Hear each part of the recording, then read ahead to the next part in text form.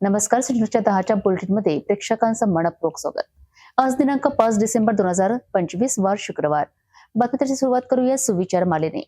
पराभवाने कथा संपत नाही तर नव्या अध्यायाची सुरुवात होते. आजचा सुविचार आपण बघितला. आता बघूया बातमीपत्रातील ठळक बातम्या. या हेडलाईन्सचे प्रायोजक आहेत बीटीपी यात्रा ग्रुप अमरावती.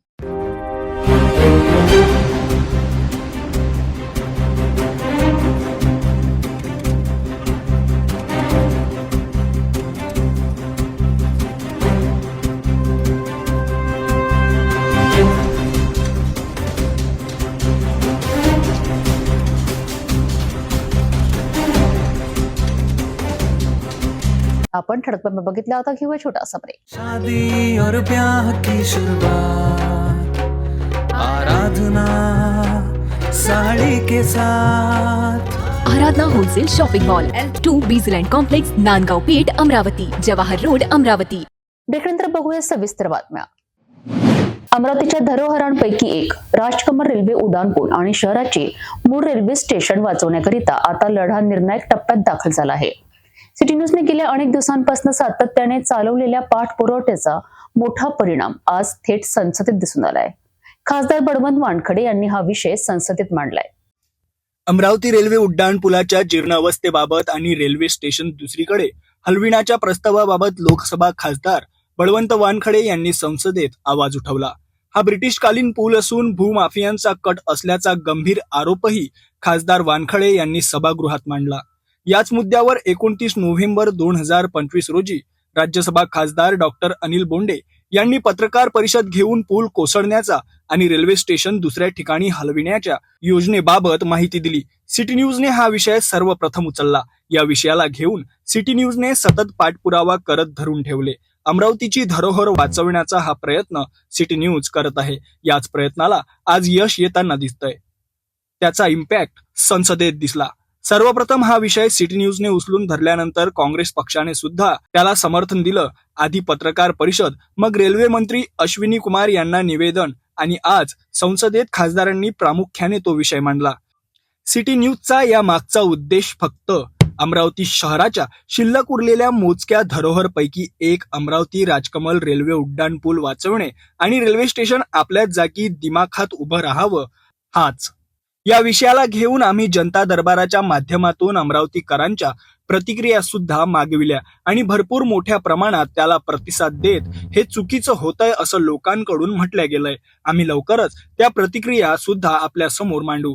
आमचा हा लढा असाच सुरू राहील. तुम्ही तुमच्या प्रतिक्रिया नक्की आम्हाला कळवा. धन्यवाद अध्यक्ष महोदय. माझ्या अमरावती शहरातील जो रेल्वे उड्डाणपुलाचा विषय आहे तो अतिशय चिंतेचा विषय झालेला आहे. त्याची जनमानसात खूप मोठ्या प्रमाणावर चर्चा आहे. अध्यक्ष महोदय, तो ब्रिटिशकालीन पूल होता आणि जीर्ण झाला. त्याचा स्ट्रक्चर आढळून तो पाडण्याच्या संदर्भात निर्देश दिले गेले, परंतु तो पूल पाडण्याच्या ऐवजी कुठल्या तरी शक्तीनं ते रेल्वे स्टेशनच हलवण्याचा प्रयत्न चालवलेला आहे. यामुळे कुठली तरी सुप्त अशी शक्ती आहे की जे भूमाफिया असेल किंवा अन्य असेल. कारण पूल पाडून नवीन बांधण्याचा विषय होता, म्हणजे तो राहून जखम पायाला आणि पट्टी डोक्याला अशा पद्धतीनं प्रकार चालू आहे. अध्यक्ष महोदय, या संदर्भात माननीय गडकरी साहेब, माननीय वैष्णवजी साहेब यांना मी प्रत्यक्ष भेटलो आणि त्यांना वस्तुस्थिती सांगितली.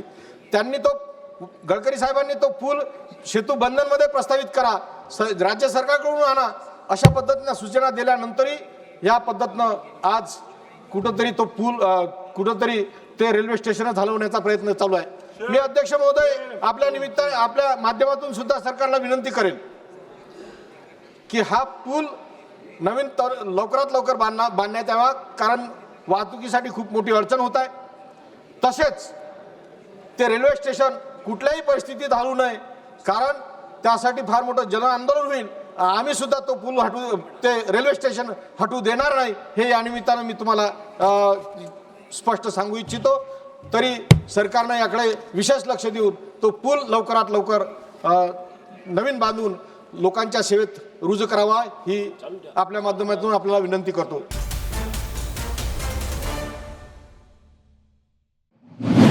अमरावती मुंबई विमानसेवा पुन्हा एकदा बंद. गेल्या काही दिवसांपासून बेलोरा विमानतळ परिसरात गडद धुके व विजिबिलिटी कमी झाल्यामुळे अलायन्स एअरने तब्बल 15 दिवस उड्डाणे स्थगित करण्याचा निर्णय घेतला आहे. यामुळे प्रवाशांची बुकिंग रद्द, तिकीट परतावी लागली आहे आणि पर्यायी वाहतुकीचा प्रश्न गंभीर बनला आहे. अमरावती मुंबई दरम्यानची हवाई सेवा आठवड्यातून 4 दिवस सुरू होती, परंतु सध्या बेलोरा विमानतळावर गडद धुंद आणि विजिबिलिटी अत्यल्प झाल्याने अलायन्स एअरने 4 डिसेंबर ते 15 डिसेंबर या 15 दिवसांसाठी उड्डाणे थांबविली आहेत. तात्काळ सेवा बंद झाल्याने प्रवाशांची मोठी गैरसोय झाली आहे. ट्रेनमध्ये जागा मिळत नाही, बसेसची तिकीट महागली आहेत आणि कामानिमित्त मुंबईला जाणाऱ्यांना पर्यायच उरलेला नाही. अलायन्स एअरने स्पष्ट केले आहे की व्हिजिबिलिटी अत्यंत कमी झाल्यास छोट्या विमानांचे उड्डाण धोकादायक असते. प्रवाशांच्या सुरक्षेसाठी उड्डाणे थांबविली आहेत. विमान कंपनीने नागरी उड्डयन मंत्रालय व MADC कडे तांत्रिक सुविधा वाढविण्याची मागणी केली आहे. सुविधा वाढल्या तर सेवा लवकरच सुरू करण्याची शक्यता आहे. केवळ अमरावतीच नव्हे तर नागपूर विमानतळावरही धुक्यामुळे अनेक फ्लाइट्स उशिराने सुरू आहेत. प्रवासी नागपूर मार्गे मुंबईला जाण्याचा पर्याय शोधत आहेत.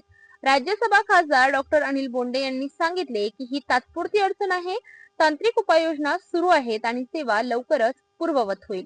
पण एक गोष्ट निश्चित, हवाई सेवा बंद झाल्याने विदर्भातील नागरिकांचे पर्याय आता आणखीनच कमी झाले आहेत. एकीकडे किती वर्षाच्या प्रतीक्षेनंतर सुरू झालेली ही विमानसेवा पुन्हा बंद पडते आहे आणि दुसरीकडे आदरणीय खासदार बोंडे हे रेल्वे स्टेशन विकून विकासाचं स्वप्न अमरावतीकरांना दाखवत आहेत.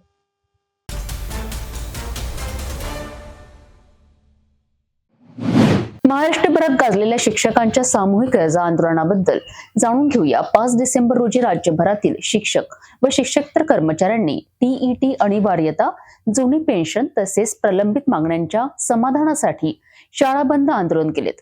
अमरावतीमध्येही या आंदोलनाला प्रचंड प्रतिसाद मिळाला आहे. 5 डिसेंबर 2025 रोजी महाराष्ट्रात प्राथमिक, माध्यमिक, उच्च माध्यमिक शिक्षक आणि शिक्षकेतर कर्मचाऱ्यांनी सामूहिक रजा घेऊन राज्यव्यापी शाळा बंद आंदोलन केलं. हे आंदोलन कोणालाही वेठीस धरण्यासाठी नव्हते, तर शिक्षण, शिक्षक आणि विद्यार्थ्यांशी संबंधित गंभीर प्रश्नांवर शासनाने सकारात्मक निर्णय घ्यावेत हा एकमेव उद्देश होता. या आंदोलनाचे मुख्य कारण म्हणजे शिक्षकांसाठी TET सक्ती, थांबविलेल्या पदोन्नती, जुनी पेन्शन योजना, संच मान्यता, शाळा बंद धोरण, शिक्षण सेवक योजना आणि शिक्षकेतर पदभरती यासह 15 महत्वपूर्ण मागण्या.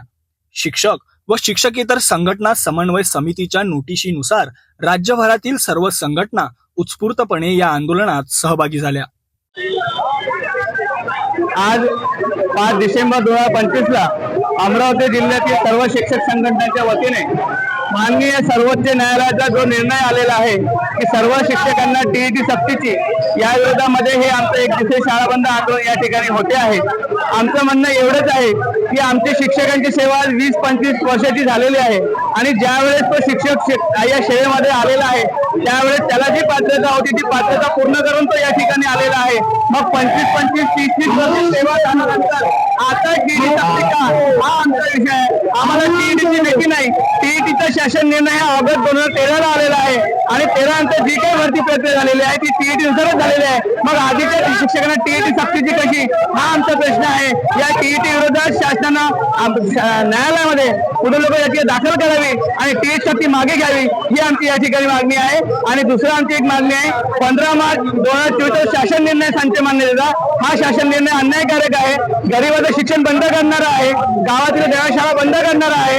हा शासन निर्णय रद्द व्हायला पाहिजे ही सुद्धा आमची या ठिकाणी मागणी आहे. मुख्य मागण्या: प्राथमिक शिक्षकांसाठी TET अनिवार्यता रद्द करावी, TET प्रलंबित असल्यामुळे पदोन्नती प्रक्रिया तातडीने सुरू करावी, जुनी पेन्शन योजना पूर्ववत लागू करावी, कमी पटसंख्येच्या नावाखाली शाळा बंद करण्याचे धोरण रद्द करावे, शिक्षण सेवक योजना बंद करून नियमित शिक्षक भरती करावी, सर्व पदवीधर शिक्षकांना समान वेतन श्रेणी लागू करावी, शिक्षकेतर कर्मचाऱ्यांची बंद असलेली पदभरती सुरू करावी, BLO व अन्य ऑनलाईन ऑफलाईन गैर शैक्षणिक बंद करावीत, वसती शाळा शिक्षकांच्या सेवांना पहिल्या नियुक्तीपासून मान्यता द्यावी, ग्रामीण भागातील शिक्षकांसाठी निवासस्थानाची सोय करावी, नगरपालिका शिक्षकांच्या वेतनासाठी स्वतंत्र पथक स्थापन करावे, कंत्राटी शिक्षक धोरण रद्द करून नियमित नेमणुका कराव्यात, मंत्रालय स्तरावर त्रैमासिक बैठकांची व्यवस्था करावी, आंतरजिल्हा बदली तत्काळ सुरू करावी.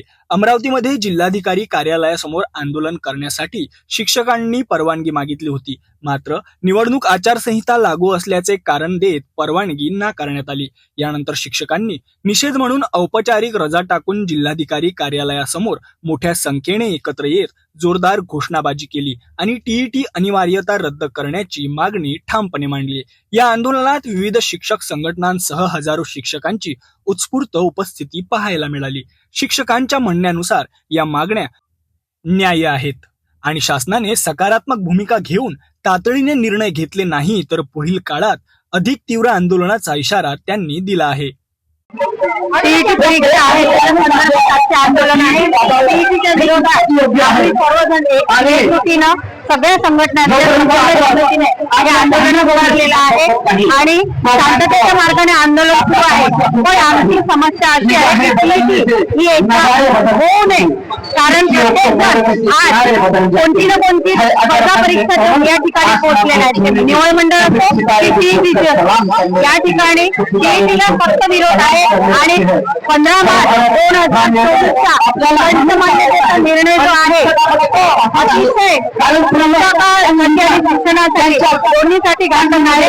त्या शाळा वाचल्या पाहिजे, मराठी शाळा, त्यासाठी 15 मार्च 2024 मान्य नाही, त्यासाठी सुद्धा हे आंदोलन या ठिकाणी करण्यात आहे. इतरही मुद्दे आहेत ज्या ठिकाणी नगरपालिका महानगरपालिका यांच्यासाठी वेगळे पगार खाते असावे, नंतर शिक्षकांना राहण्यासाठी मुख्यालय असावं असं अनेक आंदोलन या ठिकाणी होतात.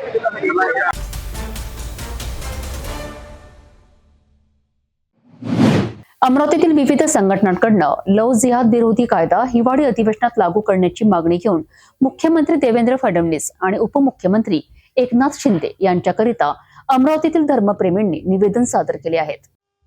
अमरावतीत शुक्रवारी विविध हिंदुत्ववादी संघटनांनी एकत्र येत राज्य सरकारकडे लव्ह जिहाद विरोधी कठोर कायदा लागू करण्याची मागणी केली आहे. या संदर्भात जिल्हाधिकारी मार्फत मुख्यमंत्री आणि उपमुख्यमंत्र्यांना निवेदन पाठविण्यात आले. संघटनांच्या मते लव्ह जिहाद हा केवळ वैयक्तिक गुन्हा नसून एक संघटित, नियोजनबद्ध आणि वैचारिक कट असल्याचे ते म्हणतात. नमस्कार, मी पंकज बारबुदे, मानवाधिकार तालुका अमरावती.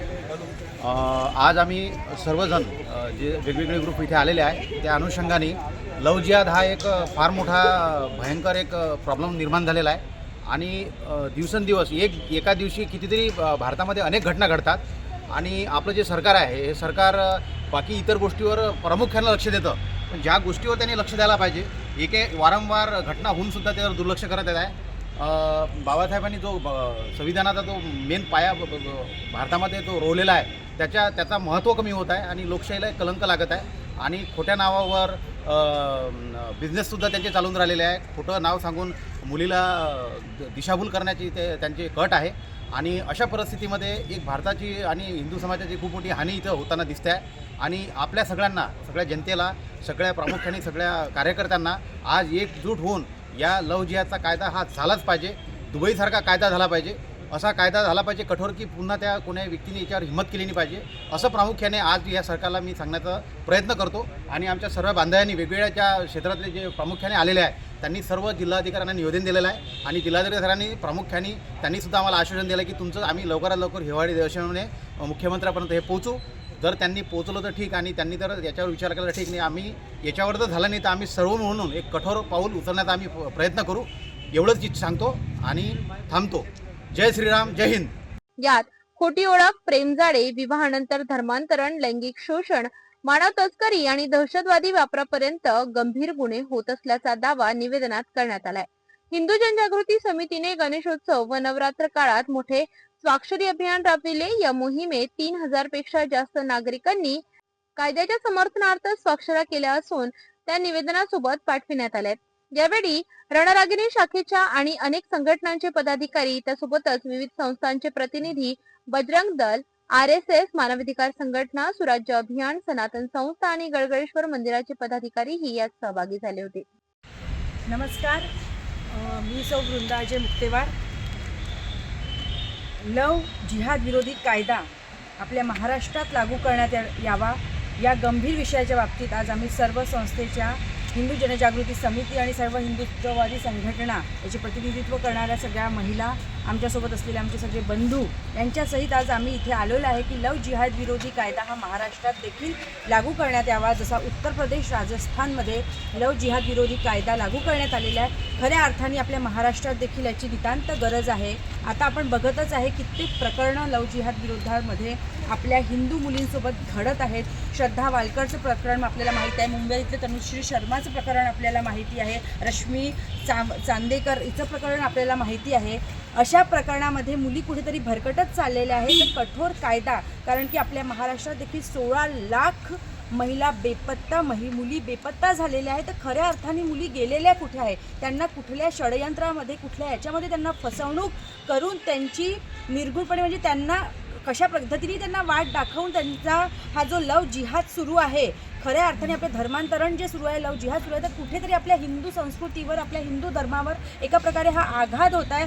तर आम्हाला सरकारला, महाराष्ट्र सरकारला, यांना सगळ्यांना, राष्ट्रव्यापी सगळ्यांना आम्हाला हे सांगण्याचं आहे की लव जिहाद विरोधी कायदा हा तात्काळ महाराष्ट्रामध्ये लागू करण्यात यावा. आणि हीच आजच्या महिलांचा आवाज आहे.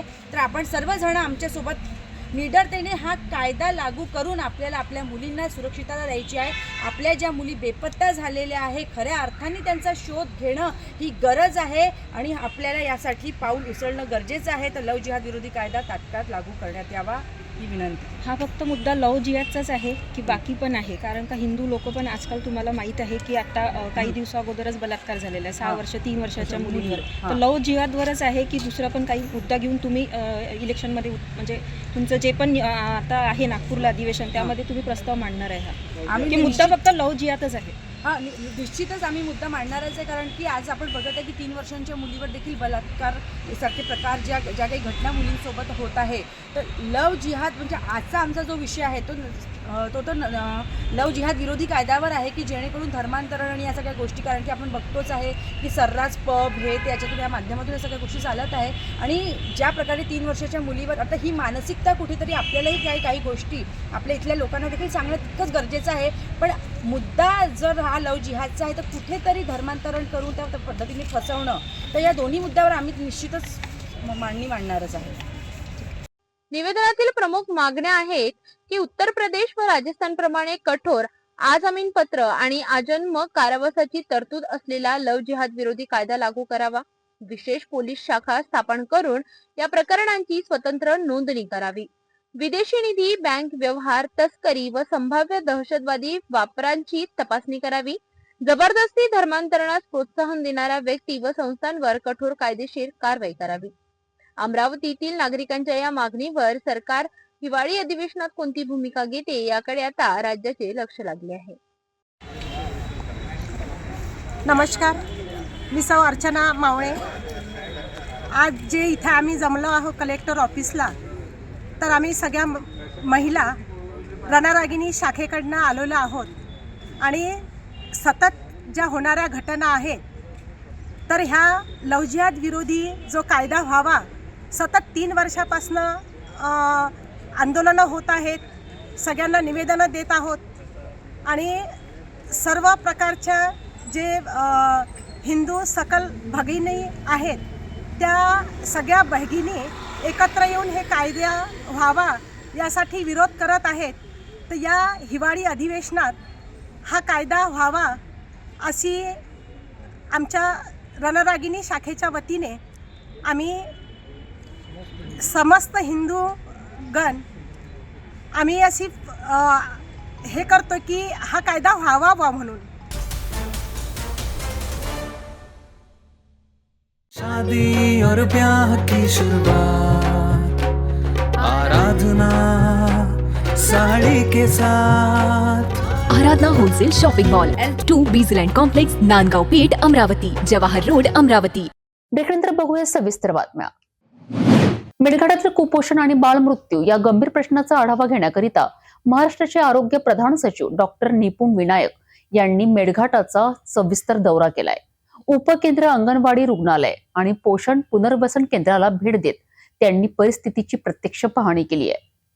मेळघाटातील कुपोषणाला रोखण्यासाठी सरकारने केलेल्या उपाययोजनांची प्रत्यक्ष अंमलबजावणी नेमकी कशी आहे हे पाहण्यासाठी डॉक्टर निपुण विनायक यांनी बिहाली उपकेंद्र, हरिसाल आणि लवादा येथील अंगणवाडी केंद्रांना भेट दिली. केंद्रातील कुपोषित बालकांवरील उपचार पद्धती, पोषण आहाराचे वितरण तसेच आई बाळ आरोग्य सुविधांची तपासणी त्यांनी केली. या पाहणी दौऱ्यावेळी मुख्य कार्यपालन अधिकारी संजिता मोहपत्रा, जिल्हा आरोग्य अधिकारी डॉक्टर आसोले, उपविभागीय अधिकारी सिद्धार्थ शुक्ला तसेच मोठ्या संख्येने अंगणवाडी सेविका, आशा स्वयंसेविका आणि आरोग्य विभागातील अधिकारी उपस्थित होते. उपविभागीय कार्यालयात आयोजित बैठकीत डॉक्टर विनायक यांनी आशा आणि अंगणवाडी सेविकांची भेट घेत संवाद साधला. कुपोषण नियंत्रणात येणाऱ्या अडचणी, मनुष्यबळाची कमतरता, पोषण आहार पुरवठ्यातील समस्या यावर खुली चर्चा झाली. मेळघाटातील कार्यरत सामाजिक कार्यकर्ते रामगोपाल मावसकर, श्रीचंद जांभेकर आणि हिरालाल मावसकर यांनी कुपोषणाच्या मूळ कारणांवर मुद्देसूद मत मांडले. स्थलांतरामुळे उद्भवणाऱ्या समस्या, आरोग्य सुविधातील अडथळे, शेतीची बोंबाट स्थिती आणि आरोग्य शिक्षणाचा अभाव हे मुद्दे त्यांनी अधोरेखित केले. यानंतर डॉक्टर विनायक यांनी उपजिल्हा रुग्णालयातील ब्लड बँक आणि ब्लड कंपोनंट सेपरेशन सेंटरची पाहणी केली. उपलब्ध सुविधा, रक्तसाठा आणि स्टाफची माहिती घेतली. त्याचबरोबर पोषण पुनर्वसन केंद्र NRC ला भेट देऊन कुपोषित बालकांची स्थिती, उपचार पद्धती आणि पोषण कार्यक्रमांची अंमलबजावणी याबाबत खात्री करून घेतली. अधीक्षक डॉक्टर दयाराम जावरकर आणि इतर आरोग्य कर्मचाऱ्यांसोबत सुधारणा उपायांवर सखोल चर्चा झाल्यानंतर मेळघाटातील कुपोषण निर्मूलनासाठी अधिक ठोस आणि गतिमान उपाययोजना करण्याचे संकेत डॉक्टर विनायक यांनी दिले.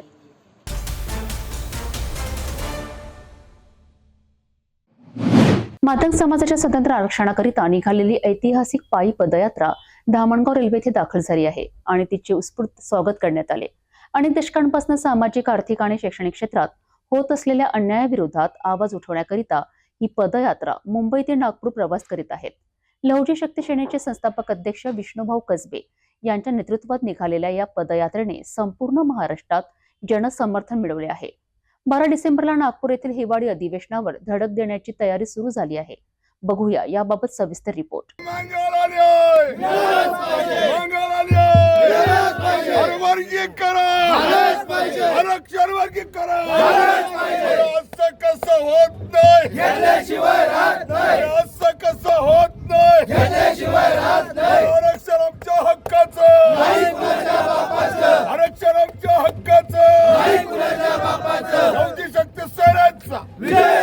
मातंग समाजाला स्वतंत्र आरक्षण मिळावे आणि अनुसूचित जाती उपवर्गीकरण तात्काळ लागू व्हावे या प्रमुख मागण्यांसाठी मुंबईहून नागपूरकडे एक भव्य पायी पदयात्रा निघाली आहे.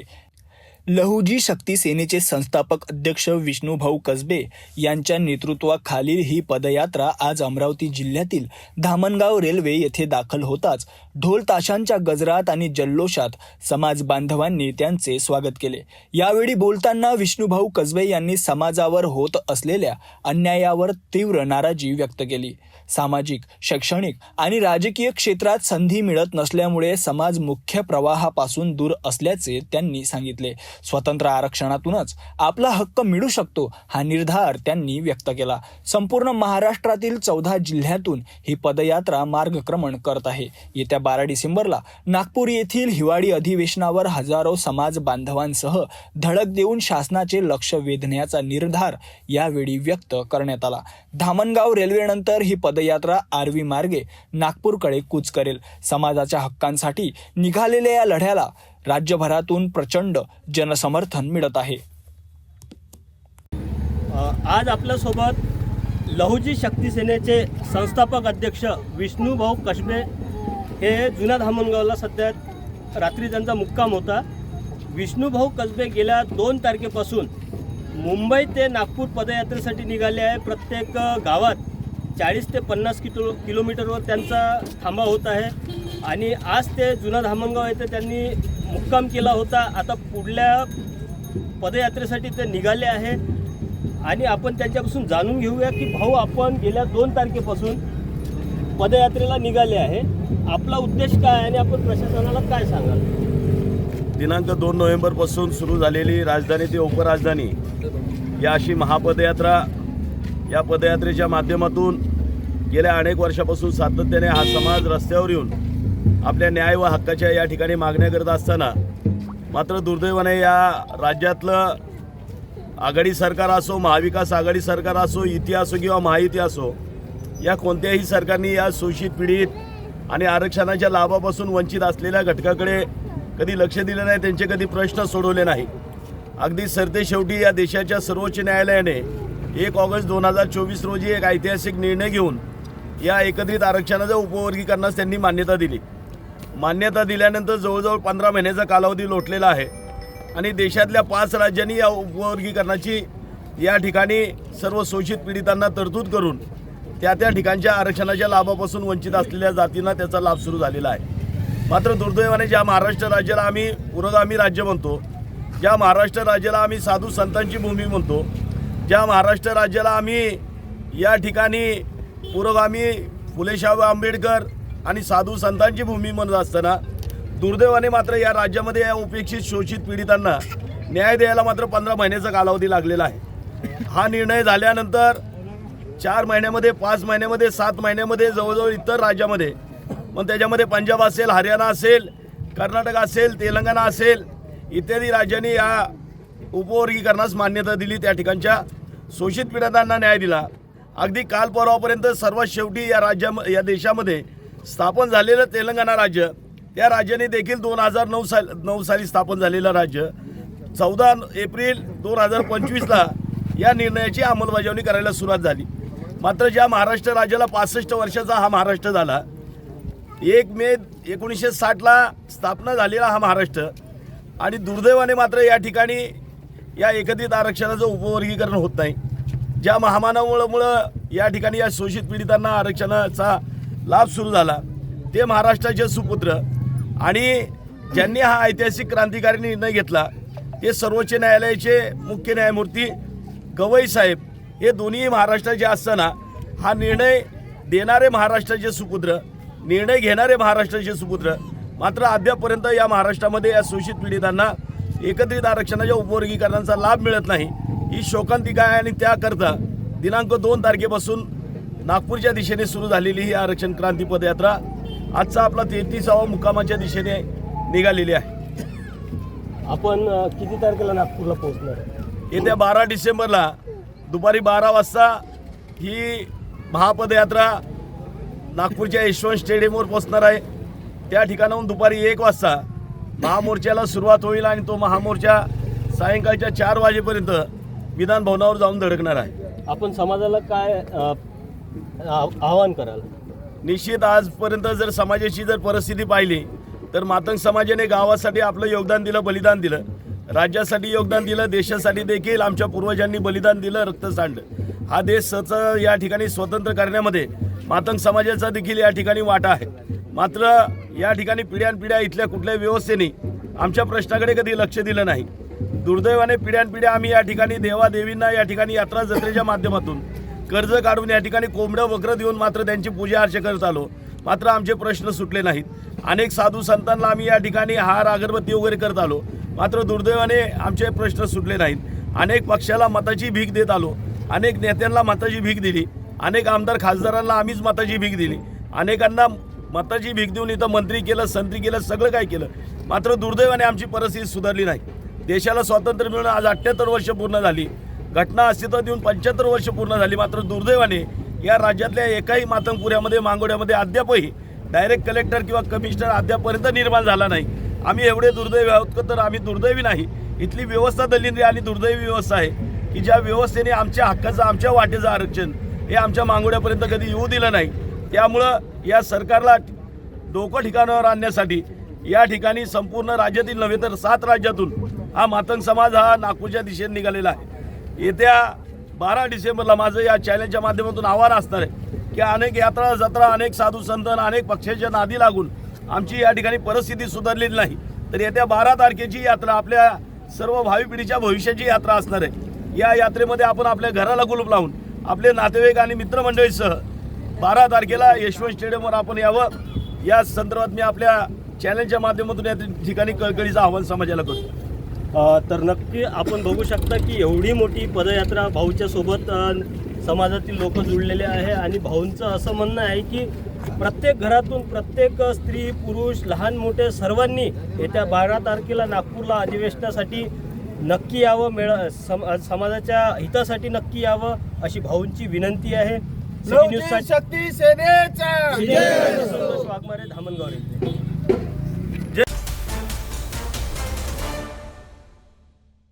शादी और ब्याह की शुरुआत आराधना साड़ी के साथ. Aradhana wholesale shopping mall L2 Bijland complex Nandgaon Peth Amravati Jawahar road Amravati. ब्रेकनंतर बघूया सविस्तर बातम्या.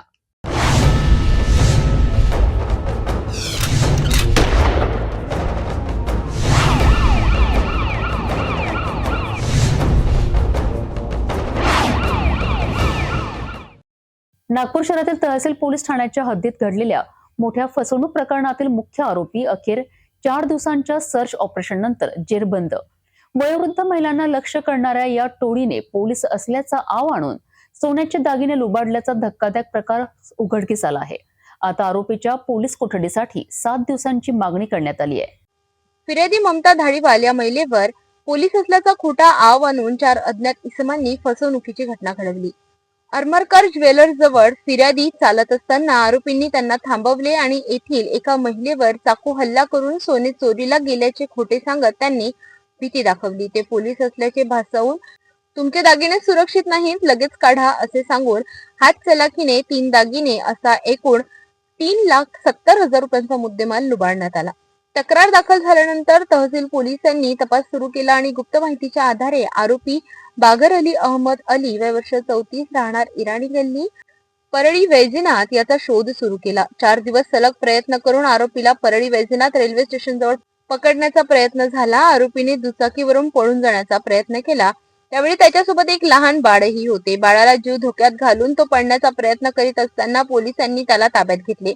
यानंतर आरोपीच्या परिसरातील महिलांनी पोलिसांवर घेराव घालण्याचा प्रयत्न केला, मात्र पोलिसांनी परिस्थिती नियंत्रणात आणत आरोपीस अटक करून नागपूरला आणले. तपासादरम्यान आरोपीने गुन्ह्याची कबुली दिली असून मुद्देमाल मुंबई आणि बिदर येथील साथीदारांकडे असल्याचे सांगितले आहे. आरोपी आणि त्याची टोळी मागील महिन्यात नागपूरमध्ये 6 पेक्षा जास्त अशाच प्रकारच्या पोलीस बतावणीच्या घटनांमध्ये सामील असल्याची माहिती समोर आली आहे. तपास अधिकारी म्हणतात की इतर साथीदारांचा शोध, दुचाकी वाहनांचा तपास, मुंबई व बिदरमध्ये शोध मोहीम, सीसीटीव्ही पुरावे, टोळीची गुन्हेगारी पार्श्वभूमी या सर्वांसाठी आरोपीची पोलीस कोठडी अत्यंत आवश्यक आहे.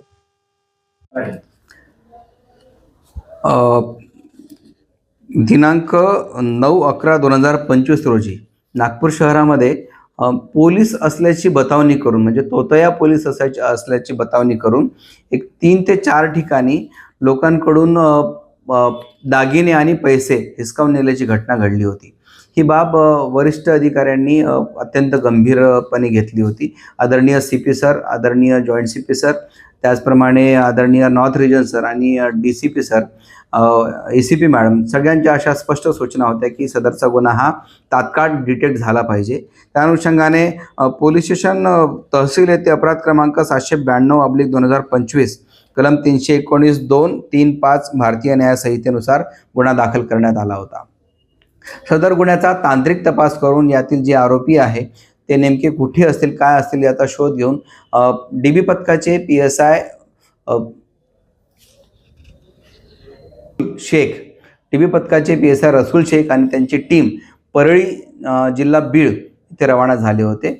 दरम्यान यातील एक संशयित आरोपी होता बागर अली वल्द अहमद अली, वय 34 वर्षे, राहणार इराणी गल्ली, शिवाजीनगर, पोलीस ठाणे संभाजीनगर, परळी वैजनाथ, बीड. या आरोपीला ताब्यात घेतलं आणि ताब्यात घेत असताना तेथील स्थानिक जे त्यांचे नागरिक होते इराणी, त्यांनी सुद्धा प्रचंड प्रतिकार केला. तरीसुद्धा माझ्या DB पथकाने अत्यंत सचोटीने आणि धैर्य दाखवून सदर आरोपीला नागपूर इथे आणलेला आहे. आणि आरोपीने सदरचा गुन्हा, त्याच्यासोबत अजून एक नासिर अली, असदुल्ला अबू अली, हाफिज अली आणि सकलेन अली असे इतर 4 आरोपी, अशा 5 आरोपितांनी सदरचा गुन्हा केल्याचं कबूल केलेलं आहे. यातील इतर 4 आरोपी फरार आहेत किंवा पाहिजे आहेत आम्ही त्यांचा शोध घेत आहोत. लवकरच त्यांना सुद्धा ताब्यात घेऊ. सदरचा गुन्हा उघडकीस आणलेला आहे. यातील आरोपीचा आज आम्ही माननीय न्यायालयात हजर करून PCR मागत आहोत आणि इतर या आरोपीविरुद्ध अजून कुठे कुठे गुन्हे दाखल आहेत आणि हे गँगनी सदरचे कृत्य करते किंवा कसं, कारण आम्हाला अशी माहिती मिळालेली आहे सदर आरोपीचे संपूर्णपणे गँग सक्रिय असून आणि ती प्रत्येक शहरात जाऊन अशा वेगवेगळ्या प्रकारे कधी पोलीस आहे असं बतावणी करून वेगवेगळे कारणं सांगून नागरिकांना लुटण्याचं काम करते आणि तो मुद्देमाल सगळा एका राज्यातून दुसऱ्या राज्यात, दुसऱ्या राज्यातून तिसऱ्या राज्यात अशा प्रकारे त्याची विल्हेवाट लावत असतात. या तपासामध्ये आम्हाला भरपूर ठिकाणी जावं लागणार आहे. इतर जे आरोपी आहे ते सुद्धा आम्ही लवकरच ताब्यात घेऊ आणि नागपूर शहरात जे 4-5 गुन्हे घडलेले आहेत त्या सगळ्या गुन्ह्याचा नक्कीच आम्ही छडा लावू. बरोबर आहे.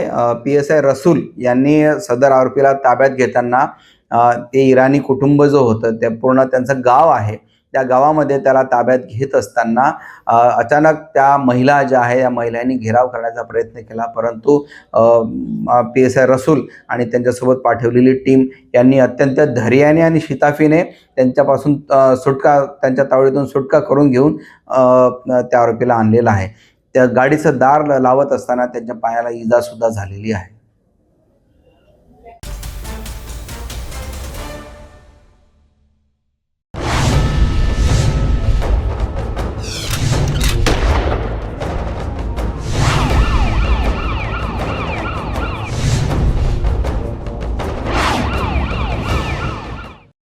तुकडोजी पुतला हनुमान नगर नागपूर येथे शुक्रवारी पहाटे दारूच्या नशेत चौघांनी केलेल्या भीषण अपघातामुळे 8 ठेलेवाल्यांचे मोठे नुकसान झाले आहे.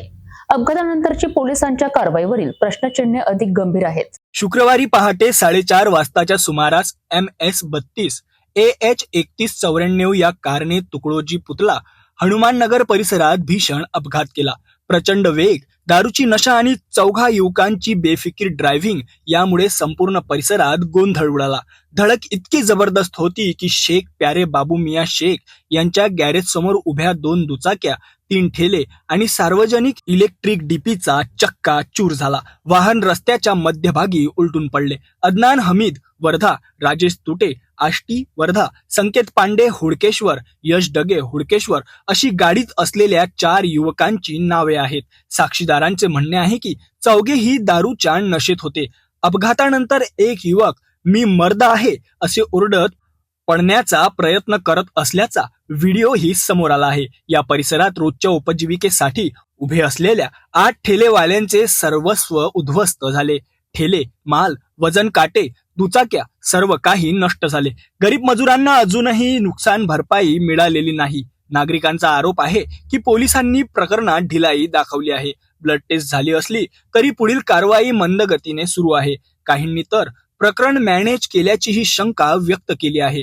या प्रकरणात कायदेशीर कलम BNSच्या 281, 125, 84, 324 या धारा, मोटार वाहन कायद्याची 185 धारा आणि सार्वजनिक मालमत्ता हानी प्रतिबंधक कायद्याअंतर्गत गुन्हा दाखल करण्यात आलाय.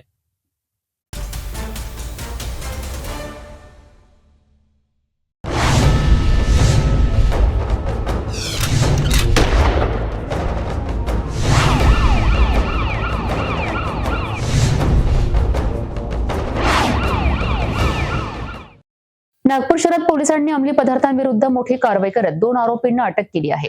ऑपरेशन थंडर, एकत्रित येऊया, नशामुक्त समाज घडवूया या मोहिमेअंतर्गत ही यशस्वी कारवाई करण्यात आली आहे.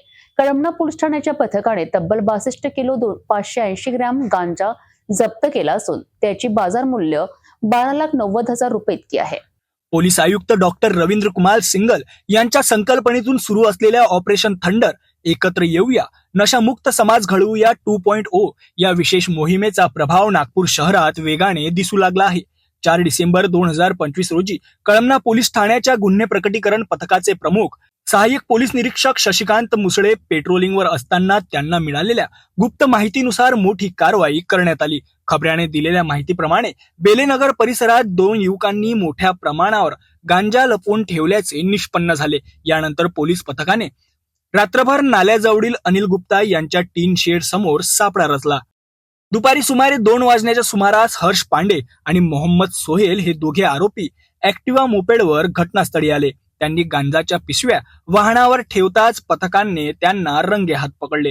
पोलिसांनी आरोपींच्या ताब्यातून 62 किलो 580 ग्राम गांजा, एक होंडा ऍक्टिवा मोपेड तसेच एक मोबाईल फोन असा एकूण 13,50,000 रुपयांचा मुद्देमाल जप्त केला आहे. प्राथमिक चौकशीत हा गांजा ओडिशा राज्यातून आणल्याची माहिती समोर आली आहे. प्रकरणाचा पुढील तपास सहाय्यक पोलीस निरीक्षक शशिकांत मुसळे करत आहेत.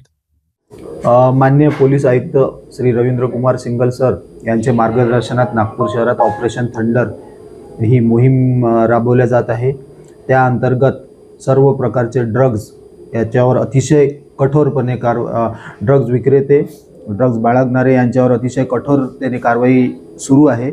त्याच मोहिमेअंतर्गत आमचे DB पथकाचे प्रमुख API श्री मुसळे साहेब आणि त्यांच्या टीममध्ये ललित शेंडे, नितीन मिश्रा, प्रमोद कंगाले, विशाल बैसारे, अजय गटलेवर आणि अविनाश गोलवंशी यांना एक टीप मिळाली होती की बेलेनगरमध्ये असलेल्या नाल्याजवळ काही गांजा ठेवलेला आहे. त्यामुळे त्यांनी त्या टीपवर काम करून तिथे सापळा रचला आणि सापळा रचून तिथे त्यांना गांजाचा साठा आणि 2 आरोपी हर्ष रवी पांडे आणि मोहम्मद सोहेल उर्फ आतिक उल्ला सिद्दीकी दोन्ही राहणार बेलेनगर हे त्या ठिकाणी मिळून आले. त्या ठिकाणी NDPS कायद्याअंतर्गत कारवाई केल्यानंतर एकूण 62.560 किलो गांजा त्या ठिकाणी मिळून आला. आरोपींच्या ताब्यातून तो संपूर्ण गांजा, एक 2 व्हीलर आणि एक मोबाईल असा एकूण 13,50,000 रुपयाचा मुद्देमाल आम्ही जप्त केला. आरोपींविरुद्ध NDPS कायद्याअंतर्गत गुन्हा दाखल करण्यात आलेला आहे. अधिक तपास सुरू आहे. आरोपींवर NDPS कायद्याअंतर्गत यापूर्वी गुन्हे नाही आहेत. पहिल्यांदाच ते या गांजाच्या व्यवसायात मिळून आलेले आहेत. आम्ही आता आमचं प्रत्येक ड्रग्जमध्ये ऑपरेशन थंडरनुसार आम्ही बॅकवर्ड आणि फॉरवर्ड लिंक या दोन्ही लिंकवर काम करतो आणि आमचे माननीय CP सर यांच्या मार्गदर्शनात बॅकवर्ड लिंकमध्ये पण आम्ही जाणार आणि फॉरवर्ड लिंक हा गांजा कुठे जाणार होता याचासुद्धा आम्ही तपास करणार आणि हा कुठून आणला होता याचासुद्धा अधिक तपास करणार आहे.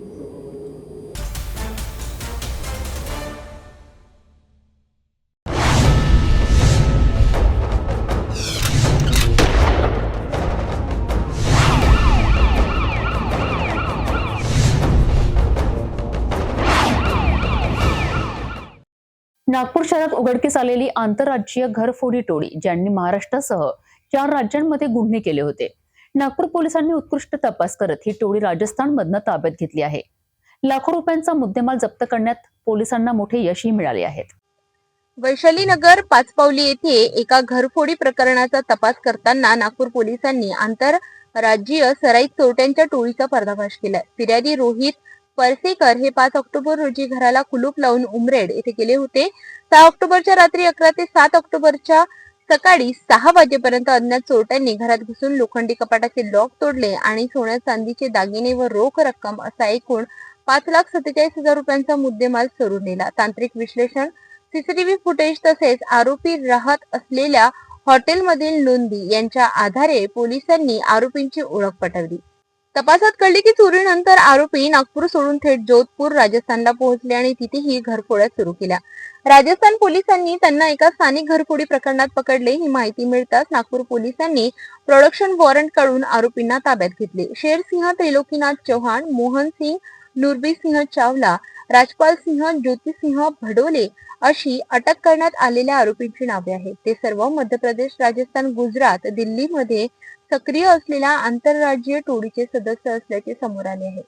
तपासात सोन्याचे दागिने, 2 होंडा युनिकॉर्न मोटरसायकली मिळून एकूण 4,55,000 रुपयांचा माल हस्तगत करण्यात आलाय. आरोपींनी नागपूर, जळगाव, अमरावती येथे तसेच मध्य प्रदेश, राजस्थान व दिल्ली राज्यातही अनेक गुन्ह्यांची कबुली दिली आहे. त्यापैकी आरोपी राजपाल हा नागपूरच्या अनेक पोलीस स्टेशनला फरार आरोपी म्हणून नोंद आहे. आंतरराज्यीय टोळीला पकडण्यात नागपूर पोलिसांचे हे मोठे यश असून पुढील तपास सुरू आहे. बरोबर आहे. बुद्धनगरला घरफोडी जून महिन्यात झाली, परत ऑक्टोबर महिन्यात इथं पचकुवा वैशालीनगर येथे झाली होती. त्या अनुषंगाने DB पथक तपास करत होता आणि क्राईम ब्रांच पण करत होता. दरम्यान इथून घरफोडीच्या नंतर ते राजस्थानमध्ये परत घरफोडी सत्र सुरू केले, त्या तिथं पकडले गेले. त्याच्या अनुषंगाने क्राईम ब्रँचचे नागपूर शहर अभिजित पाटील सर यांनी जे कोऑर्डिनेट करून जे आम्हाला माहिती दिली की इथं जे घरफोडी करणारे आरोपी तिथं जेलमध्ये अरेस्ट आहेत, जोधपूर सिटीत पकडले गेले. त्या पद्धतीने आमचे झोन 3 सरांनी सूचना दिल्याप्रमाणे, मार्गदर्शन केल्याप्रमाणे मान्य न्यायालयीन कारवाई, प्रोडक्शन वॉरंट सर्व आणि शासकीय वाहनासह आणि इथं जे झालेले पुरावे की ज्या बाहेर आउटरमध्ये राहायचं आणि ते घरफोडी करायचं, परत अशाच पद्धतीने ते करायचं, त्याचे पूर्ण पुरावे जमा केले. मान्य न्यायालयाकडून रीतसर कायदेशीर कारवाई केली. त्याच्यानंतर जोधपूर न्यायालयात जाऊन कारवाई करून घेतली. आरोपींना ताब्यात घेऊन विचारपूस केली असता इथं एक मोटरसायकल चोरी केली होती, ती पण ताब्यात घेतली, युनिकॉर्न. त्याच्यानंतर वैशालीनगरची घरफोडी जे काही चोरलेले आहे त्याच्यात मुद्देमाल सोबत आणखी काही 2 आरोपी फरार आहे. तसेच बुद्धनगरची घरफोडी ते कबुली दिलेली आहे, तिथलेही काही मुद्देमाल जप्त केलेले आहे. टोटल जवळपास 4,55,000चा मुद्देमाल जप्त करण्यात आलेले आहे. ही कारवाई माननीय रवींद्र कुमार सिंगल, माननीय पोलीस आयुक्त तसेच सर्व वरिष्ठ अधिकारी यांच्या मार्गदर्शनात तपास केलेला असून याच्यात आणखी काही बेलतरोडी, इमामबाडा आणि अंबाझरी इथले पण घरफोडी गेल्याचे, त्या घरफोडीच्या गुन्ह्यात फरार असल्याचे निष्पन्न झालेले आहे. ही कारवाई PSI माझगावकर, रवींद्र राऊत, मुकेश यादव, रेवतकर, युनुस खान, पाल आणि अमित ठाकूर यांनी कारवाई केलेली आहे. हे असे घरफोडी करणारे सवयीचे आहेत. एखाद्या शहरात केलं की त्याच्यानंतर दुसरं शहर चेंज करायचं. असे घरफोडी हे यांचं रेकॉर्डच, तो गाव जो आहे यांचा मूळ गाव MP उमरेठी इथले पूर्ण घरफोडी चोऱ्या करणाऱ्याचीच टीम आहे. त्यांच्यापैकी हे आरोपी आपल्याकडे सापडलेले आहेत. याच्यात शेरसिंग आहे, मोहनसिंग आहे, राजपाल आहे. सध्या 3 आरोपी ताब्यात आहे. हे 2 उमरेठीचे आहेत, मध्य प्रदेश. एक तो उमरेठीचा आहे, सध्या नंदुरबारला राहायला आला. असे 3 आरोपी आहेत. बरोबर आहे. नागपूरला वेगवेगळ्या ठिकाणी लॉजिंगमध्ये राहायचं, हॉटेलमध्ये राहायचं, कधी गुरुद्वारामध्ये थांबायचं, वेगवेगळे स्थानं चेंज करायचे, वेगवेगळे कारण दाखवायचे, त्याच्यानंतर असे थांबूनच घरफोडी करायचे.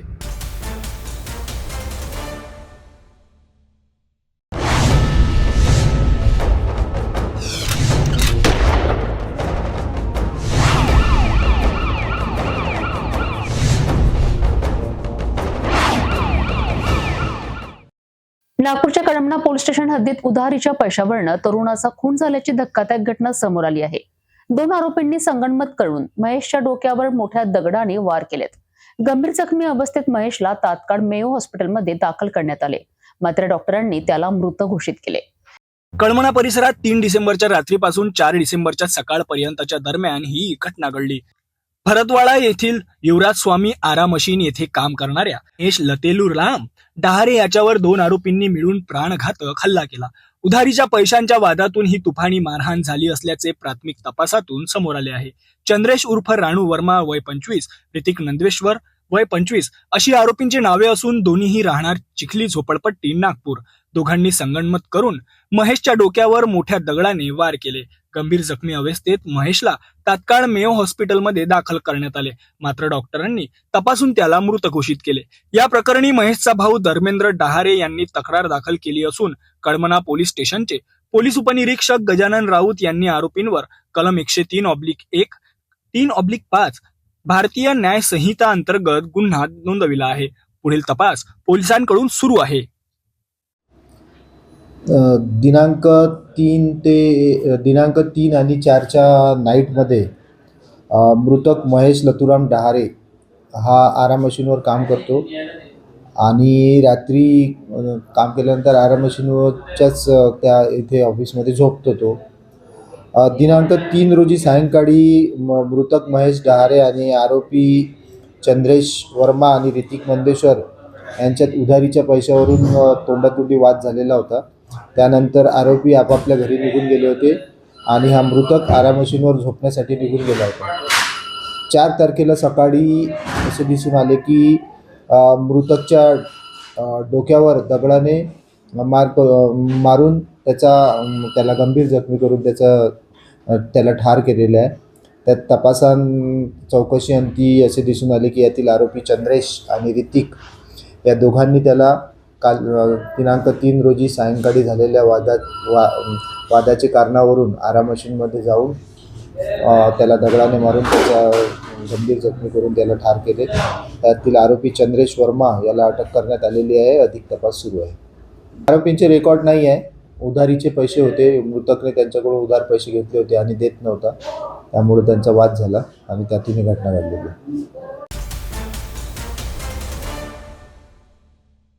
शादी और ब्याह की शुरुआत, आराधना साड़ी के साथ. Aradhana wholesale shopping mall L2 Bijland complex Nandgaon Peth Amravati Jawahar road Amravati. ब्रेकनंतर बघूया सविस्तर बातम्या. नांदेडमध्ये शुक्रवारी शिक्षकांनी आपल्या प्रलंबित मागण्यांकरिता आणि टीईटीची सक्ती रद्द करण्याच्या मागणीकरिता मोठा मोर्चा काढला आहे.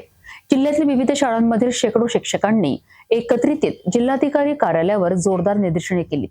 या मोर्चात कोणत्या प्रमुख मागण्या मांडण्यात आल्या आणि प्रशासनाकडून काय प्रतिसाद मिळालाय बघूया. नांदेड शहरातील मुख्य मार्गांवर शुक्रवार सकाळपासूनच घोषणाबाजीचे आवाज घुमू लागले. विविध शिक्षक संघटनांच्या नेतृत्वाखाली शेकडो शिक्षकांनी टीईटी म्हणजे टीचर एलिजिबिलिटी टेस्ट सक्तीच्या प्रस्तावित निर्णयांचा तीव्र विरोध करत जिल्हाधिकारी कार्यालयावर मोर्चा काढला. शिक्षकांच्या हातात टीईटी सक्ती मागे घ्या, शिक्षकांवरील प्रशासकीय ताण कमी करा, रिक्त पदांची भरती करा, वेतन श्रेणीतील विसंगती दूर करा अशा मागण्यांचे फलक होते. शिक्षक समाज समितीच्या वतीने यामध्ये प्रामुख्याने 1 सप्टेंबर 2025 टीईटीच्या संदर्भात त्या बाबतीत महाराष्ट्र सरकारने पुनर्विचार याचिका दाखल करावी. जो शिक्षकांना टीईटी उत्तीर्ण होण्याचा जो अनिवार्य निकाल दिलेला आहे, निर्णय दिलेला आहे, तो अन्यायकारक आहे अशी आमच्या सर्व शिक्षक मंडळांची भावना झालेली आहे. या निर्णयामुळं देशातील 20 लाख शिक्षक बाधित होत आहेत. राज्यातील 1.5 लाख शिक्षक बाधित होत आहेत. या व इतर मागण्यासाठी प्रचंड प्रमाणात मोर्चा संपूर्ण महाराष्ट्रामध्ये आयोजित केला आहे. त्याचाच एक भाग म्हणून नांदेडमध्ये सुद्धा आपण सर्वांनी पाहिलात, आपण त्याचं चित्रीकरण सुद्धा केलेलं आहे. त्याची तीव्रता किती शिक्षकांमध्ये पसरलेली आहे. म्हणून या बाबतीमध्ये शासनाने लवकरात लवकर या संदर्भात निर्णय घेऊन इतर ज्या मागण्या आहेत त्या मागण्यांच्या बाबतीमध्ये जुनी पेन्शन योजना लागू करावी, त्यानंतर शिक्षण सेवा योजना रद्द करावी आणि 15 मार्च 2024 जो शासन निर्णय संच मान्यतेचा तो रद्द करण्यात यावा. या प्रकारच्या 13 मागण्या आहेत. त्यामुळं या मोर्चाची तीव्रता लक्षात घेऊन शासनाचा निर्णय घ्यावा अशा प्रकारचे राज्यातील शिक्षक संघटनांच्या वतीने आम्ही विनंती करत आहोत. धन्यवाद. शिक्षकांचे म्हणणे आहे की विद्यमान सेवाधारक शिक्षकांवर पुन्हा टीईटी सक्ती लादणे हा अन्याय आहे. ते सांगतात की शिक्षक आधीच अनेक प्रशासकीय कामांमध्ये अडकले असून अध्यापनाची गुणवत्ता घसरत आहे. मोर्चा दरम्यान शिक्षकांनी जिल्हाधिकारी कार्यालयासमोर शांततामय धरणे धरत लेखी निवेदनही सादर केले. या निवेदनात टीईटी सक्तीचा पुनर्विचार, शिक्षकांच्या सेवा शर्तीतील त्रुटी दूर करणे, रिक्त पदांची तात्काळ भरती, प्रशासकीय कामांचा बोजा कमी करणे अशा मागण्यांचा समावेश होता. शिक्षक प्रतिनिधींचे म्हणणे आहे की सरकारने या मागण्यांबाबत तातडीने निर्णय न घेतल्यास पुढील काळात तीव्र आंदोलन छेडण्यात येईल. शिक्षकांचा या मोर्चा शांततेत पार पडला असला तरी त्यांच्या मागण्या गंभीर असून सरकारची प्रतिक्रिया आता महत्त्वाची ठरणार आहे. आमची मागणी सगळ्यात महत्त्वाची मागणी म्हणजे टीईटी जी आहे ना, आम्हाला केलेलं आहे टीईटी ही आधी त्यांच्यावरती पुनरेज दाखल झाली पाहिजे. कारण आपल्या महाराष्ट्र शासनाचा GR आहे 13/2/13च्या नंतर त्यांनी टीईटी सक्तीचं केलेलं आहे. म्हणजे का त्याच्यानुसार का नाही, हे तर सगळ्यांनाच त्यांनी सक्तीचं केलेलं आहे. टीईटी अगोदर बंद झाली पाहिजे कारण आम्ही एवढी 13-14 वर्ष नोकरीमध्ये आहोत आणि परत आम्हाला आमची अभियोगिता पासून म्हणजे आमच्यावरती प्रश्नचिन्ह आहे ना आमच्या नॉलेजवरती. त्यामुळे अगोदर बंद करा. त्याचबरोबर संच मान्यतेमध्ये जे आहे सरांनी सांगितलं त्याच्यामध्ये काही त्रासदायक अटी पाहिजे आणि बरेच आमच्या मागण्या आहेत. त्या मागण्या सर्वात महत्त्वाचं आमचं टीईटीच आहे या ठिकाणी. त्यामुळे आमचा सगळा मुखमोर्चा त्यासाठी जास्त आलेला आहे आणि इथून पुढे आता हिवाळी अधिवेशनावरती एक तिथं जर समजा आमचं मान्य नाही झालं तर आझाद ओके.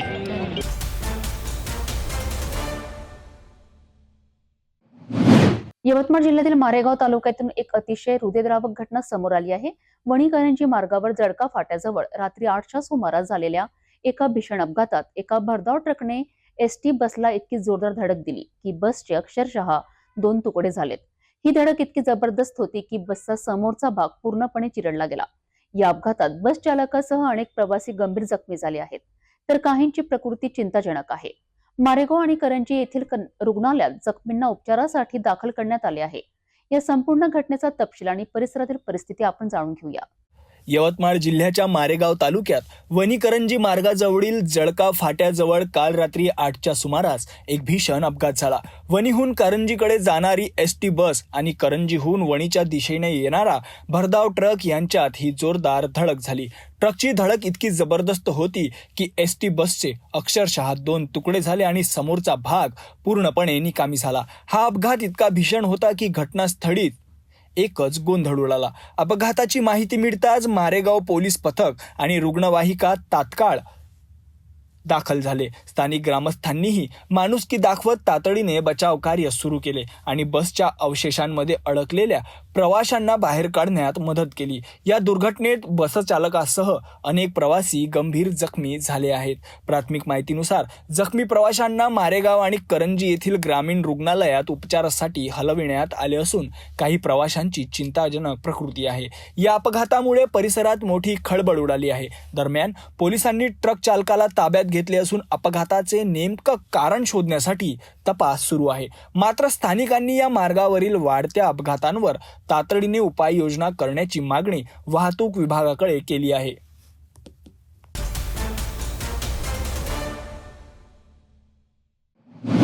मध्यरात्रीच्या सुमारास लातूर नांदेड महामार्गावर एक अत्यंत भीषण अपघात झाला आहे. अहमदपूरजवळ मालवाहू ट्रकला पाठीमागून कारने धडक दिल्याने 2 तरुणांचा जागीच मृत्यू झालाय. अपघात इतका गंभीर होता की कारमधून मृतदेह बाहेर काढण्याकरिता कटरचा वापर करावा लागला. या घटनेबद्दल अधिक माहिती आपण जाणून घेऊया.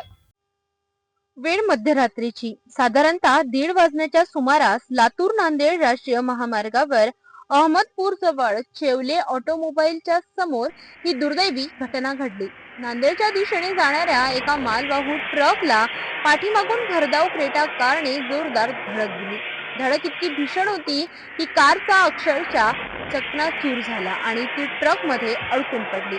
या अपघातात रवी दराडे आणि चिव उर्फ सागर ससाणे या दोघा तरुणांचा जागीच मृत्यू झाला. अपघातानंतर कार ट्रक मध्ये इतकी फसली होती की तिला बाहेर काढण्यासाठी क्रेनचा वापर करावा लागला. त्यानंतर अडकलेले मृतदेह बाहेर काढण्यासाठी कटरने कारचा दरवाजा कापून काढावे लागले. या अपघातामुळे परिसरात हळहळ व्यक्त होत आहे. पोलीस या घटनेचा पुढील तपास करीत आहेत.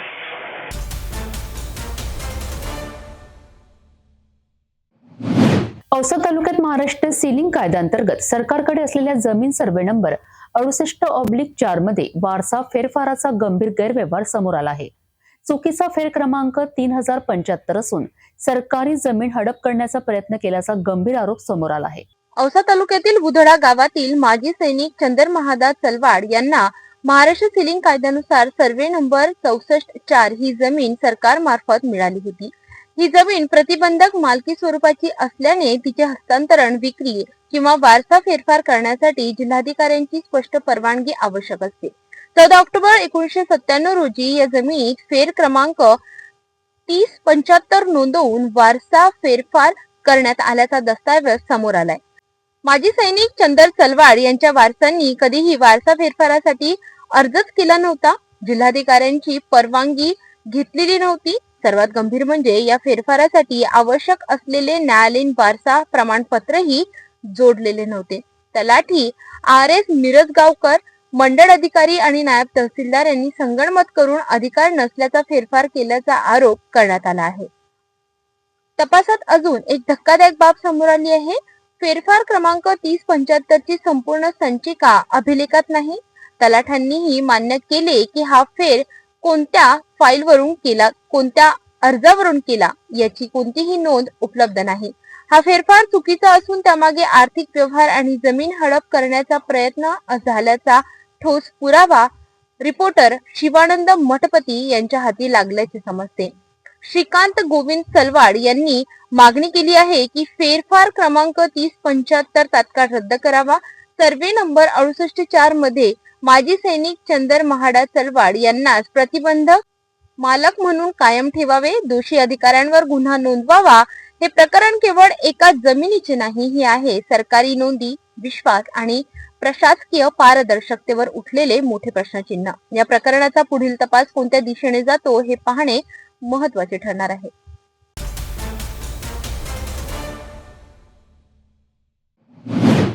बुलढाणा जिल्ह्यातील मेहकर तालुक्यातील बाबुळखेड गट ग्रामपंचायतीने एक महत्त्वाचा आणि अनुकरणीय निर्णय घेतला आहे. मुख्यमंत्री पंचायत राज योजनेअंतर्गत थकीत करांवर तब्बल 50% सवलत देण्याची घोषणा सरपंच शंकर गायकवाड यांनी केली आहे.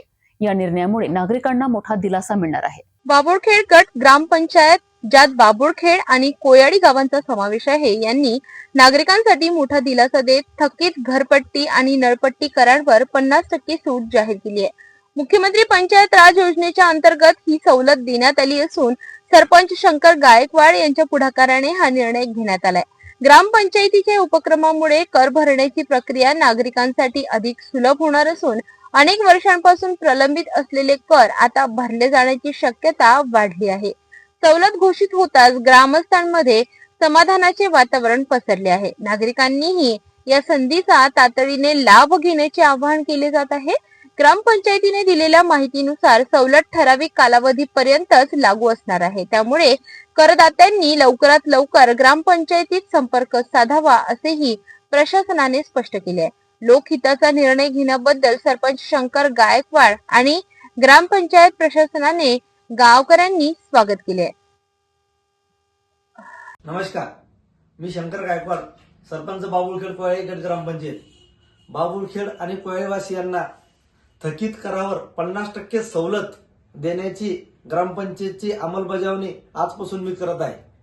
सर्व बाबुळखेड आणि कोयाळीवासियांना विनंती आहे की आजपर्यंत आपल्यावर जे ग्रामपंचायतचे टॅक्स, कर, पाणीपट्टी, घरपट्टी थकीत आहे ते आपण ग्रामपंचायत कार्यालयात येऊन आपल्यावर किती थकीत आहे हे पाहावे आणि आजपर्यंत जितकी रक्कम झालेली असेल महत्वाकांक्षी मुख्यमंत्री पंचायत राज योजना अंतर्गत मी असा आणि आमच्या ग्रामपंचायतनं असा निर्णय घेतलेला आहे की एक रकमी सर्व दोन्ही गावकऱ्यांनी एक रकमी रक्कम ग्रामपंचायतमध्ये भरायची आहे. ही रक्कम आपणास 50% सुटीसह आपली सर्व घरपट्टी व नळपट्टी नील करण्यात येईल. यामुळे गावाचा विकासही होईल आणि लोकांना थोडीशी ग्रामपंचायतच्या मार्फत आर्थिक मदत सुद्धा होईल. या हेतूने मी ही योजना कार्यान्वित करत आहे. त्यामुळे सर्व गावकऱ्यांनी या योजनेचा लाभ घ्यावा अशी विनंती करतो आणि थांबतो. धन्यवाद.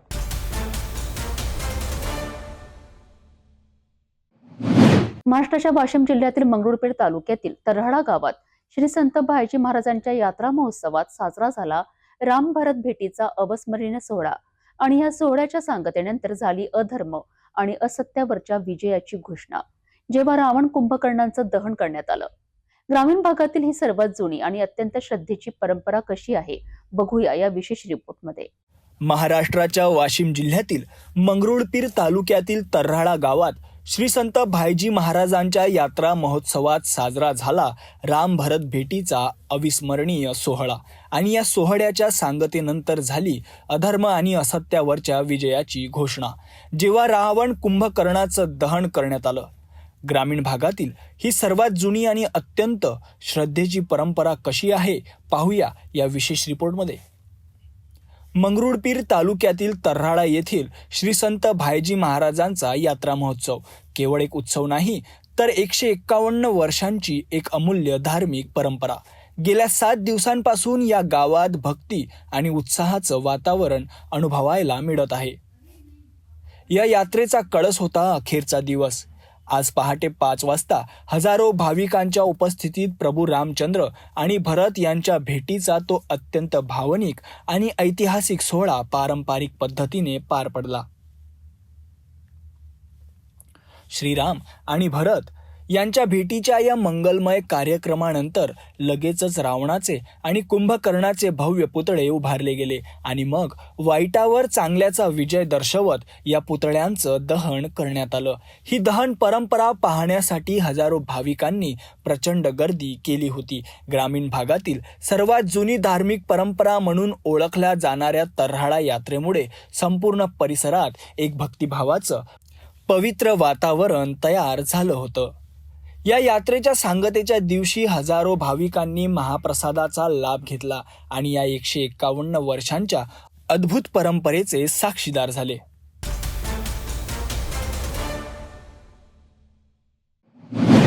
खुलताबाद तालुक्यातील निसर्गरम्य सुली भजन दत्तधाम तपोभूमी गेल्या काही वर्षात विकासाच्या नव्या उंचीवर पोहोचत आहे. विविध लोकप्रतिनिधींनी दिलेल्या निधीमुळे मंदिर परिसराचा कायापालट होत असून भाविक आणि पर्यटकांकरिता आधुनिक सुविधा उभारल्या जात आहेत. छत्रपती संभाजीनगर जिल्ह्यातील खुलताबाद शहरापासून अवघ्या 7 किलोमीटर अंतरावर असलेले सुलीभंजन दत्तधाम तपोभूमी अत्यंत जागृत आणि ऐतिहासिक तीर्थक्षेत्र. येथे सध्या 40 ते 45 कोटी रुपयांच्या विविध विकास कामांना गती मिळाली आहे. देवस्थानाचे अध्यक्ष व विरोधी पक्षनेते अंबादास दानवे, पालकमंत्री संजय शिरसाट, आमदार प्रशांत बंब, खासदार संपीदान भुमरे, पदवीधर आमदार सतीश चव्हाण आणि विधान परिषद सदस्य संजय केनेकर यांनी आपल्या निधीतून मोठी मदत केली आहे. या निधीच्या सहाय्याने भव्य सभा मंडप, सिमेंट रस्ते, पिण्याच्या पाण्याची टाकी, भाविकांसाठी भक्त निवास तसेच सूर्यकुंड व चंद्रकुंडाचे सुशोभीकरण अशी महत्वाची कामे जलद गतीने पूर्णत्वाकडे जात आहेत. या संपूर्ण विकास कामामुळे सुलीभंजन पर्वत परिसराचा चेहरा मोहरा बदलत असून येणाऱ्या काळात पर्यटनाच्या दृष्टीनेही हा परिसर अधिक आकर्षक होणार आहे, अशी माहिती मंदिराचे सचिव संजय भंडारी यांनी दिली. अलीकडेच दत्त जयंती महोत्सवाचा महापर्व येथे मोठ्या उत्साहात पार पडला. 2 दिवस चाललेल्या या सोहळ्यात हजारो भाविकांनी दर्शनासाठी गर्दी केली.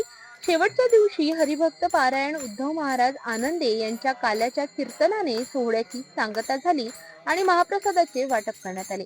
यावेळी हरिभक्त पारायण नवनाथ महाराज आंधळे, सरपंच नितीन जाधव, शंकरराव आधाने, द्वारकादास घोडके, माजी उपनगराध्यक्ष भागीरथ मरकड यांच्यासह अनेक मान्यवर उपस्थित होते. श्री गुरुदेव दत्त. श्री दत्तधाम सूर्यकुंड क्षेत्र सुलीभंजन. मी संजय रमेशलाल भंडारी, सचिव. दत्तधाम सूर्यकुंड येथे विविध विकासाची कामे चालू आहेत. माननीय विरोधी पक्षनेते अंबादासजी दानवे, गंगापूर खुलताबाद विधानसभेचे आमदार श्री प्रशांतजी बंब, तसेच संभाजीनगर येथील खासदार संदीपानजी भुमरे, त्यानंतर पालकमंत्री श्री संजयजी शिरसाट, माननीय आमदार श्री संजयजी केनेकर, माननीय आमदार श्री सतीशजी चव्हाण यांच्या प्रयत्नाने या परिसरात 42 ते 45 कोटीची कामे चालू आहेत.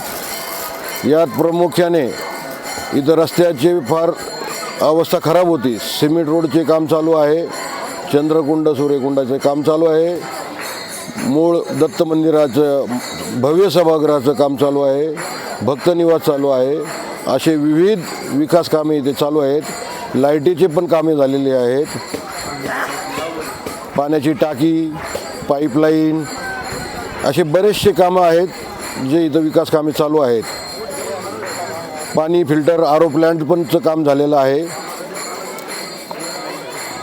तरी विनंती आहे, कोणाला जर इथं काही मदत करायची असेल विकास कामाला तर तीही करू शकता.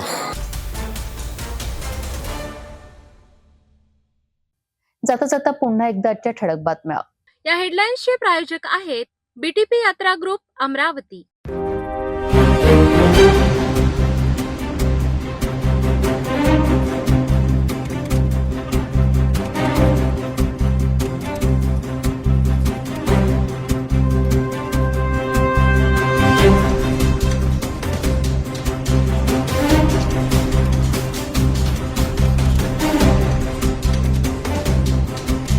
आपण आता सिटीन चॅनल आपल्या टीव्हीवरही बघू शकता. यामध्ये next channel 117, Jio channel 872, GTPL 73, Fastway channel 256 वर बघू शकाल.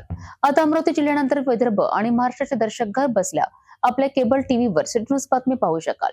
यामध्ये Chhatrapati Sambhajinagar NST setup box number 14, Yavatmal setup box number 12, Washim setup box number 26, Nanded setup box number 17, Mahur setup box number 7, Akola रारसी सेटअप बॉक्स नंबर 899 वर बघू शकाल. लवकरच आम्ही आपल्यापर्यंत पोहोचणार आहोत. जर आपल्या टीव्हीवर सिटी चॅनल असेल तर आपण आपल्या केबल ऑपरेटर संपर्क करावा. आपण सिटी न्यूज कॅबच्या व्यतिरिक्त युट्यूब, फेसबुक, इंस्टाग्राम आणि ट्विटरवर बघू शकता. याकरिता सोशल मीडिया अकाउंट सबस्क्राईब करा, फॉलो करा, लाईक करा. युट्यूब अकाउंट सबस्क्राईब करण्याकरिता सबस्क्राईब बटनाला क्लिक करा आणि बेल आयकॉन दाबायला विसरू नका, कारण सतत समाचार आपल्यापर्यंत पोहोचणार आहेत. तसेच सिटी न्यूजचे फेसबुक पेज लाईक करा, इंस्टाग्राम आणि ट्विटर हँडल फॉलो करा. आपण व्हॉट्सअपवर सुद्धा सूचना देऊन न्यूज प्राप्त करू शकता. व्हॉट्सअप नंबर स्क्रीनवर येत आहे. हे बातमीपत्रावर थांबूया. पुन्हा भेटू नवीन घडामोडींसोबत. आपण बघत राहा फक्त सिटी न्यूज. हर खबर पर पैनी नजर, हर मुद्दे पर सटीक वार, यही है सिटी न्यूज की पहचान. जहाँ सच्चाई की आवाज दबाई जाती है, वहाँ सिटी न्यूज उठाता है सवाल. हर स्क्रीन पर, हर प्लेटफॉर्म पर हमारी मौजूदगी बोलती है. सिटी न्यूज हमेशा सच के साथ.